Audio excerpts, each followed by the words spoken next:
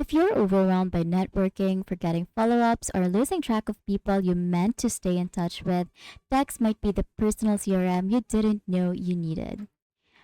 Dex isn't for managing leads or sales pipelines, it's for your actual life, your mentors, friends, coworkers, investors, and everyone in between.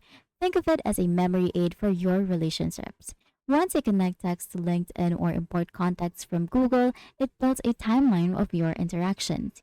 You can add notes, set recurring reminders to reach out, and track life events like job changes, birthdays, or coffee meetings. What I love most, the relationship health meter. It shows you who you're falling out of touch with based on the frequency you set. No more awkward we should catch up texts. It's clean, lightweight, and has browser and mobile versions that sync well, but there's no deep automation here. It's not about blasting emails. Dex is all about being intentional. If you're a founder, freelancer, or just someone who values your network, Dex can be a game changer. But if you're after sales automation or heavy CRM features, this isn't it. This is how to literally making your relationship smarter one tool at a time.